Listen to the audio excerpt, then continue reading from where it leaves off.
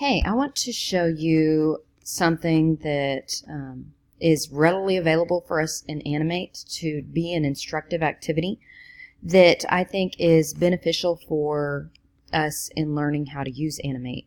So you guys wanted more time to get to know Animate and use it.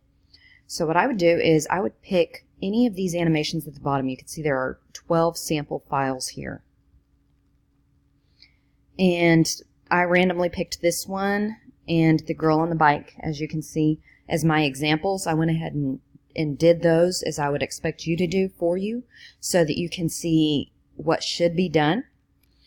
But you can open any of these. Just double click and it opens it, and you can see I have my other animations open on their own tabs. Once it's open, you have to get it to where you can see it. So this button, center stage, will center the stage, but you can't see it until you hit fit in window. Now the whole thing fits in the window. And now it's your job to tell me all the layers in this. So if you open the assignment, it's called Breakdown Animate. Which animation did you choose? I don't remember the name of it, but just kind of describe it. Stick, figure, kicking, ball. How many layers are there? I go ahead and give you a table with some layers. So I'm just going to list the layers. Effects, layer underscore 5, ball, layer underscore 6, head, torso, BG, which probably stands for background. You can see some of them are locked. All of them are visible. So we could go ahead and just try to see what this animation does. Stick figure walks out, has an idea, kicks a ball. There's a lot going on here with all the frames. Ducks. It hits him in the back of the head, and then it rolls away. So with all these frames here, there's so much done in this 15-second animation, and we can learn a lot from this just by examining all the frames. So that's why I gave you guys this assignment. Pick one and try to figure out what you can learn. How you can learn is, let's just look at it layer by layer. So I'm looking at only the effects layer now. And I can see there's nothing here. At least it looks like there's nothing here. Is that a keyframe? No, that's an empty frame. And so nothing comes until, oop, there's a light bulb. So what's on it? Well, so far, light bulb. And it gets bigger and smaller, has little flashes, and then disappears. And then there's just a random line. Some more lines. So I'm just scrubbing to see what's on here. Just a few things. Light bulb, random line, more lines. You can see better what these are in context. What's it do? Well, the light bulb pulses and has lines coming off it. How is it keyframed? This is where you examine how did they do that. So I'm going to go back to that first part, and I can see you can zoom in on your timeline a little bit up here to see what's going on with the keyframes. We got back-to-back frames. One frame, bigger frame, smaller frame, smaller frame, smaller frame, and then they start deleting those lines. Okay, so back to back, KF for keyframes, each getting bigger then smaller with outer lines disappearing. And that's what happened. Now I can see a pulsing, but I don't see anything but the frames here. So there must be an inner animation that's showing it, because this is just one keyframe. I don't see tweens or anything. So what we have to do is we have to come in and make sure we have the arrow tool, double click on this to see what's going on with this symbol that we cannot see here. Ah, you see we have two layers in this symbol. So this is a sub symbol. So when you find something like this, I'd like you to figure out how you want to show it to me. You could show it to me in this table and just call it light bulb sub symbol. Or you could show it to me down here, just call it light bulb.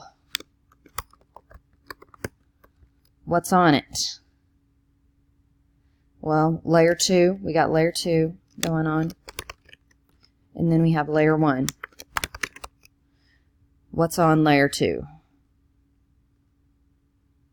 So far, I don't see anything. Oh, that's the lines. Lines. Layer 1. That would be the light bulb. Light bulb. What's it do? The light bulb just stays there. Same size. Keyframing. First frame. Nothing else. Because it has frames all the way to 5, but it really doesn't have anything else after that. And then this one is just back-to-back keyframes. Let's go ahead and just watch them both. Back-to-back keyframes. Lines going up and out. Okay? Fly out, I guess. Back-to-back KF. Lines going up and out. Okay, so we have this going on within the other animation. So that's what causes the lines to go out here. And then there's a tween, which it looks like the tween is taking it from visible to invisible. Okay?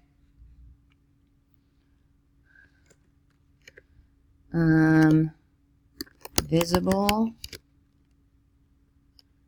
KF, 5 frames, classic, tween, invisible, KF. So that's part of that layer. And then over here we got the lines.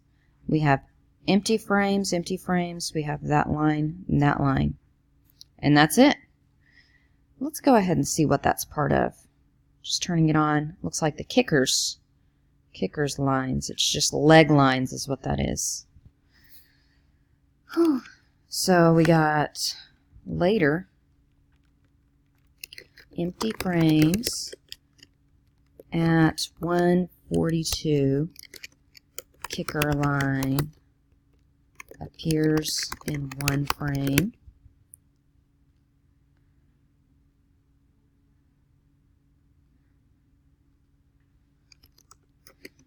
Then in different spot, different position, next frame. Okay, now I need to turn all these off so I'm not distracted. Okay, then we come over here. And what else is going on here?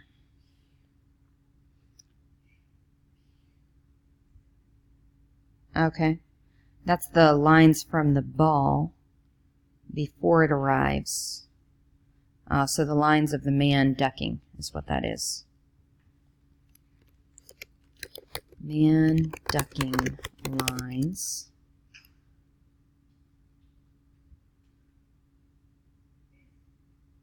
Just 1 frame.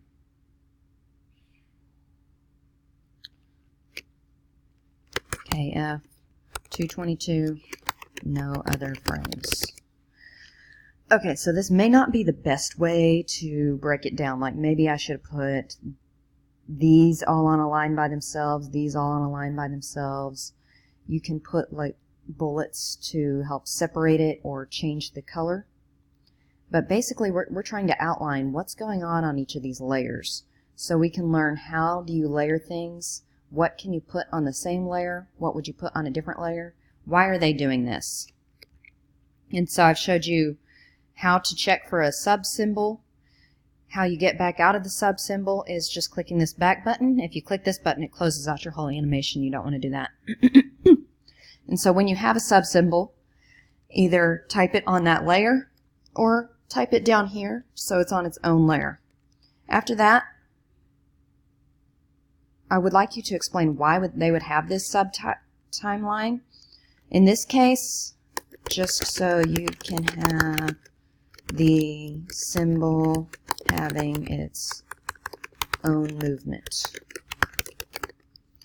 What generalizations about animating and Animate can you make from what you've observed in this animation? Well, so far I've seen a couple of things pop up on the same layer called effects. So one thing I could do is you can put temporary effects all on the same layer. What else? What else did you learn?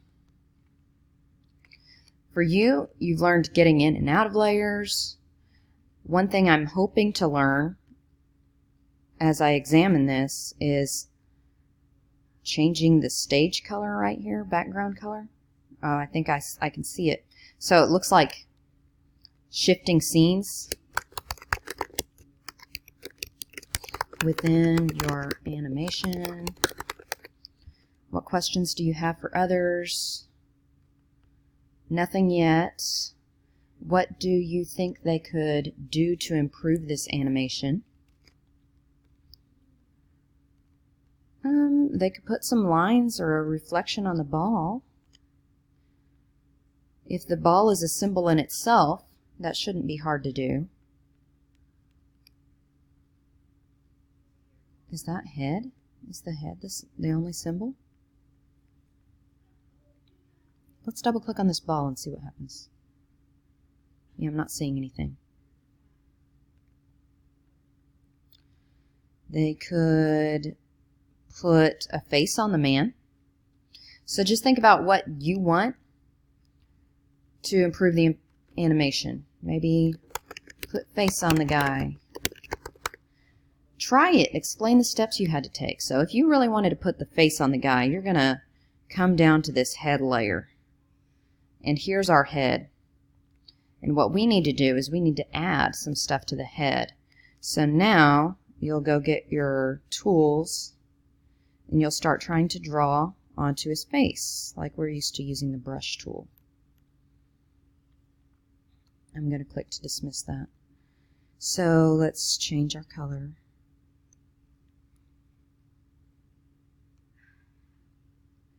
And now this symbol has a smile, which is kind of awkward.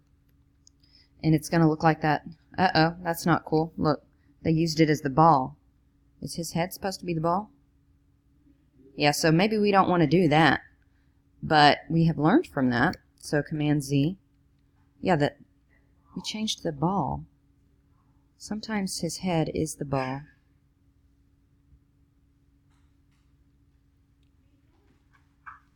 Okay, so the ball and the head are the same symbol. So that may not be something we want to do, but think about something that you can do. And go ahead and try it. Like on this bicycle girl. Originally, she did not have her mouth moving. But what I did is I came into her layer and made her mouth move. So I took this and found where her face is and double clicked. And you gotta have the arrow to double click. And then in here I added some keyframes and transformed that. So I can demonstrate that for you in class. But I would like you to just pick one of these animations, break it down, tell me what's going on each layer, and then just see what you can learn from that and see what things that you can change. Because this can be a very educational experience working with these, as well as being able to add to them.